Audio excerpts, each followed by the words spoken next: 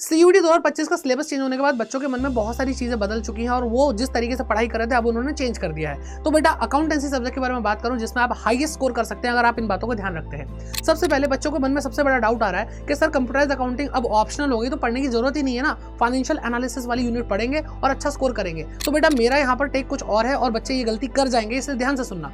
बेटा financial statement analysis वाली जो आपकी यूनिट है उसके अंदर cash flow statement, accounting ratios, ये बहुत हैवी चैप्टर्स हैं जो आपको कंफ्यूज करते हैं। 12th क्लास में भी आपको डरा के रखते थे। अकाउंटिंग रेशियोज के अंदर बहुत सारे फॉर्मूलेज है वो याद नहीं होते, operating activity cash flow statement की याद नहीं होती। तो बेटा ज्यादा सेफ साइड ये रहेगी कि आप क्या करें, कंप्यूटराइज्ड अकाउंटिंग को भी पढ़ के चले, क्योंकि उसमें से डायरेक्ट क्वेश्चन आपको पूछने को मिल जाते हैं। और जहां पर आपको कैश फ्लो स्टेटमेंट या अकाउंटिंग रेशियोज में से प्रॉब्लम आए तो सीधे आप कंप्यूटराइज्ड अकाउंटिंग के क्वेश्चन को अटेम्प्ट कर पाएंगे और आपके ज्यादा अच्छे चांसेस बन जाएंगे फुल स्कोर करने की, 250 आउट ऑफ 250। लेकिन प्रॉब्लम ये आती है बच्चों को फाइनेंशियल एनालिसिस और कंप्यूटराइज्ड अकाउंटिंग दोनों ही मुश्किल लगती है और लास्ट मोमेंट पे तैयारी कैसे करें। आप लोगों के लिए प्रतिज्ञा 2.2 बैच आ चुका है जो आपको परफेक्ट तैयारी कराएगा, आपको प्रैक्टिस करवाएगा और आपको मॉक टेस्ट भी इसमें मिल रहे हैं जिससे आप एक पूरे प्रिपरेशन को कर पाएंगे और अपना स्कोर अच्छा कर पाएंगे। तो जुड़ने के लिए Y550 कोड लगाइए और अपने बैच में एनरोल कर लीजिए प्रतिज्ञा 2.0, जिसमें क्लासेस आपको बहुत अच्छी मिलने वाली है और आप करने वाला स्कोर अच्छा। All the best.